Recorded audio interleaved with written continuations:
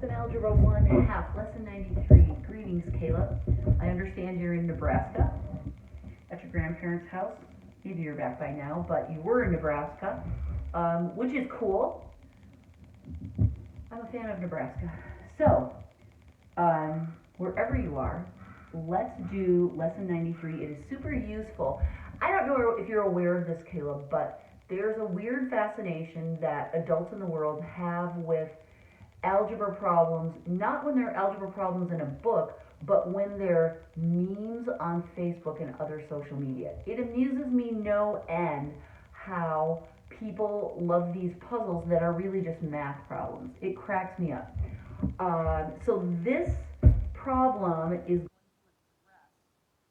a concept that comes up in those puzzles quite often. So when, if ever in your life you encounter them, you'll be like, stand back, hold my coat, I know how to solve this.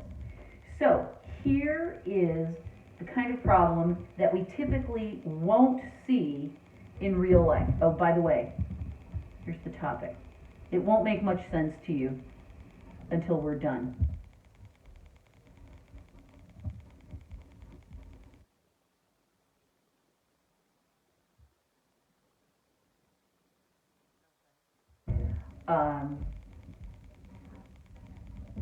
We'll come back to that. Don't worry about that for now. All right, so let's say this is the problem.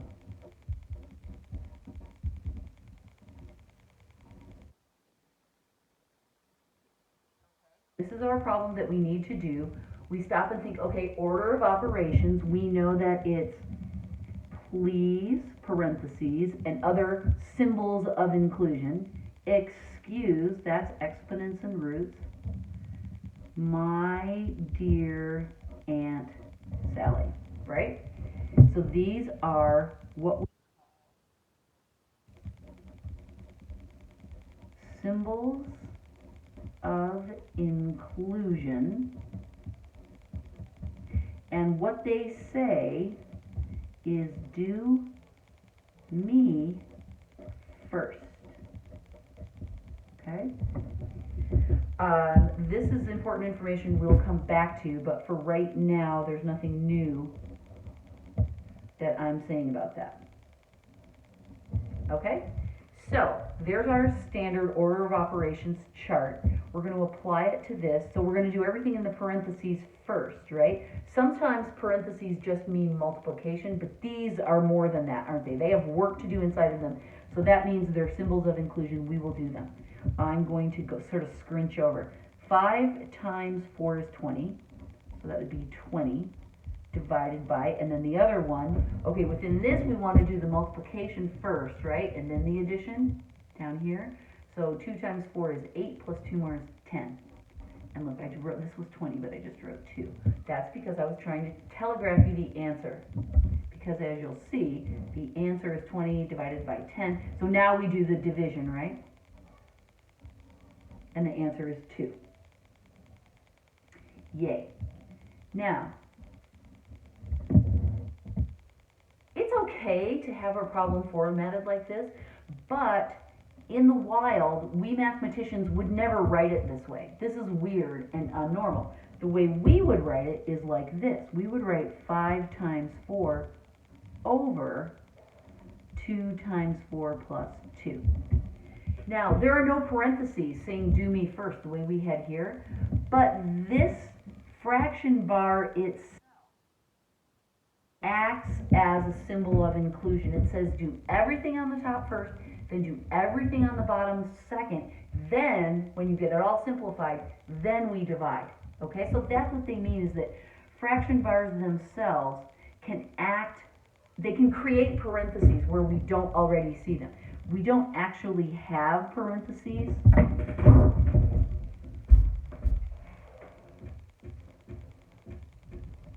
gonna make them another color.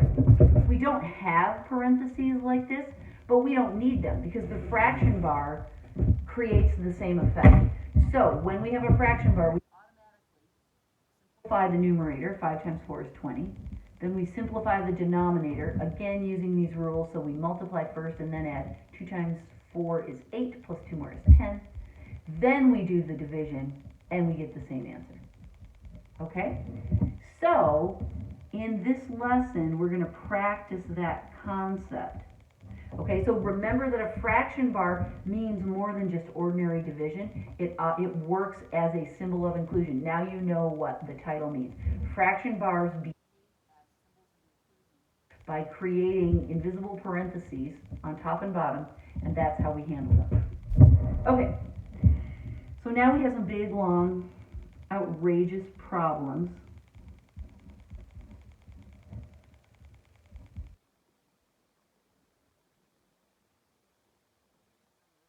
And here Gracie's snoring, which is really cute. Okay, let me just check and make sure I copied this right. This is times 2. Yes. Okay, so again, we're going to follow this strategy. We're going to imagine that there are parentheses on top, parentheses on the bottom. We'll fix everything in the numerator, everything in the denominator, and then we'll divide at the end. All right, 3 minus 7 is minus 4. So I'm doing the work in the parentheses. This is minus 5. Okay, now I'm going to do the multiplication. This is 6. Now I'm going to rewrite the whole thing so you can see. I made a few notes there as I did this and the multiplication. There are no exponents or roots. But now I need to stop and just make sure that I know what I'm doing. 4 minus 4 plus 6 plus 6 over 2 times minus 5. Okay. And see that these two become a plus. So I've got 4 plus 4 plus 6 plus 6. That equals 20. And 2 times minus 5 is minus 10. So my final answer, there's a sideways equal sign, minus 2. And that's the correct answer. All right? So, the fraction bar behaves as a symbol of inclusion. It creates invisible parentheses around the numerator and the denominator. We simplify both of those, then we divide at the end. It seems like we're violating the order of operations, but we're not. And that's what the people on Facebook just don't know and get confused about. Okay, one more and then we're done with this lesson. Example 93.2. You